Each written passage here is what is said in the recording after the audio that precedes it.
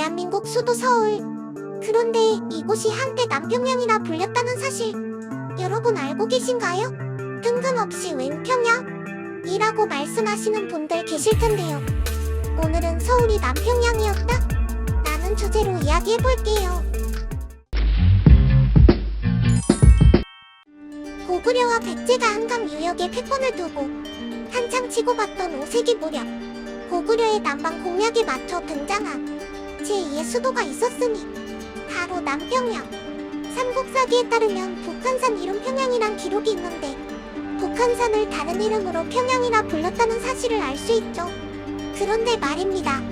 북한 학자들은 우리 조선민주주의인민공화국 황해남도 신흥군 일대가 남평양이다라고 하고 남한 학자들은 경기도 양주 고읍지구 일대로 추정하며 남북 학자 간 이견을 보입니다.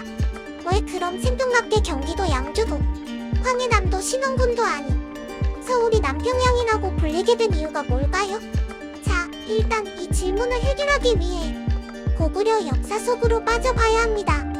고구려 수도는 초기 졸본에서 시작해 국내성, 환도성, 그리고 평양성으로 이전하는 과정을 밟는데 5세기 광개토대왕의 남방 공략에 힘입어 그 아들 장수왕 대에는 백제의 위례성을 함락시키고 계로왕을 참수하며 백제는 그 수도를 공주로 이전하게 됩니다. 이 시기에 격전의 주 모대가 된 곳이 바로 서울시 광진구에 위치한 아차산입니다. 하지만 이 일전에 말했듯 경기도 양주 고읍지구 일대로 추정된다고 학자들이 추정했다 말했죠? 그런데 왜 갑자기 아차산이 나왔을까요?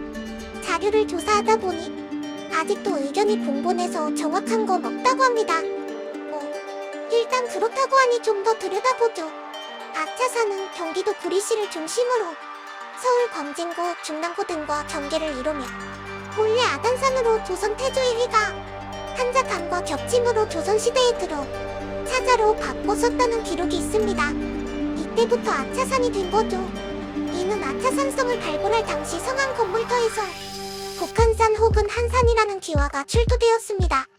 아차산성도 한성과 같은 이름으로 사용됐음을 알 수 있었던 것이죠. 아차산성은 백제나 신라 고성들과 여러모로 비교되는 것을 볼 수 있는데 아차산성은 연결된 능선을 따라 용마산, 망우리까지 모두 17개소의 보루로 구축되었으며 북쪽인 태계 원전도치 고개태매산으로 이어지는 장성 형태를 띠고 있습니다. 각 보루들도 만주나 평양 등지에서 보이는 전형적인 고구려식 형태이고 이곳에서 많은 양의 고구려식 토기, 와당, 철제 유물이 출토된 바 있었죠. 이 정도면 아차산성이 남평양이라 불릴 만도 한데 북한은 왜 황해남도 신흥군이 남평양이라 할까요? 이유는 컨트롤-C, 컨트롤-V를 한 것 같이 북한의 평양성 그리고 한국의 아차산성은 두 모습이 너무도 흡사해요. 아차산성은 아티울, 한다리 지역을 합치면 사중성을 이루고 있는데 대동강을 해자로 하고 만수대를 중심으로 구축된 평양성은 모두 사중성으로 이루어지고 있습니다. 평양성을 일명 장안성이라 하는데 구리 토평 지역을 토성으로 구축하여 평양성과 너무 흡사한 모양새를 이룹니다. 구리 아차산성 일대를 일명 장안성이라 하는 것도 아차산 일대가 남평양이라는 주장과 관련돼 있다 할 수 있는 근거인 셈이죠. 그래서 북한이 남평양인 거야? 서울이 남평양인 거야? 라고 묻는 분들 분명 계실 텐데요. 정답은 아직도 정확한 건 없다 라는 것인데요. 현재도 학자들 사이에 여러 주장들이 대립하는 가운데 일반인인 우리가 알 리가 만무하죠. 우리가 알 수 없는 역사 속 진실 파고도 파봐도 정확한 건 그 옛날 먼 조상님들만 아시겠죠? 한 가지 확실한 건 대한민국 수도 서울이 남평양이라 불렸다는 솔깃한 이야기입니다. 오늘도 도움되셨나요?